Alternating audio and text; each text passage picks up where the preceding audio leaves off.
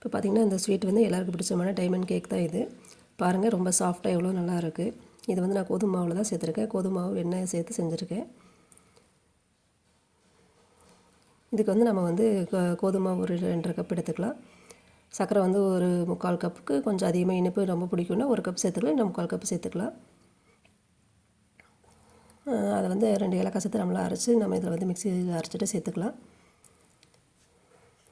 நான் வந்து வெண்ணெய் சேர்த்து செஞ்சது வந்து நான் உங்களுக்கு பிசைஞ்சு எடுக்காமல் விட்டுட்டேன். இது வந்து நான் நெய் சேர்த்து செஞ்சுருக்கேன். நெய் சேர்த்து செய்கிறப்போ வந்து கொஞ்சம் கெட்டியாக இருக்கிற மாதிரி இருக்கும். வெண்ணெய் சேர்த்திங்கன்னா ரொம்ப சாஃப்டாக இருக்கும். ஆனால் கொஞ்சம் ஆயில் இழுக்கும். ஆனால் டேஸ்ட் சூப்பராக இருக்கும் வெண்ணெய் சேர்க்குறப்ப தான். நெய் சேர்க்குறப்ப டேஸ்ட் நல்லாயிருக்கும். ஆனால் கொஞ்சம் சாஃப்ட்னஸ் கம்மியாக இருக்கும். நீங்கள் உங்கள் விருப்பம் போல் சேர்த்துக்குங்க. இதுக்கு வந்து ஒரு 3 ஸ்பூன் நான் நெய் சேர்த்துருக்கேன். இந்த டைமில் நீங்கள் வந்து நெய் சேர்க்க இல்லைன்னா வெண்ணெய் சேர்த்துக்கன்னா ஒரு 3-4 ஸ்பூன் வந்து பச்சை வெண்ணெய் நல்லா அதையும் மிக்ஸ் பண்ணி விட்டுட்டு நம்ம வந்து கொஞ்சமாக தண்ணி சேர்த்து நல்லா பேசஞ்சு சப்பாத்தி மாவு மாதிரி இந்த மாதிரி கட் பண்ணி எண்ணெய் நல்லா சூடு ஆனதுக்கப்புறம் மீடியமில் வச்சு நம்ம எல்லாம் சின்ன சின்ன பீஸாக கட் பண்ணி போட்டு நம்ம வந்து எண்ணெயில் பொரிச்சு எடுத்துக்கலாம்.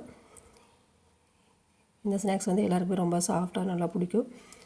சாப்பிட்டுட்டே இருக்க தோணும். அந்த மாதிரியான ஒரு ஸ்நாக்ஸ் வந்து நீங்கள் ட்ரை பண்ணி பாருங்கள். ரொம்ப நல்லா சாப்பிட்டா நல்லா டேஸ்ட்டாக நல்லாயிருக்கும். ட்ரை பண்ணுங்கள். தேங்க்யூ. நம்ம சேனல் நீங்கள் அப்படியே கொஞ்சம் சப்ஸ்கிரைப் பண்ணிக்கோங்க.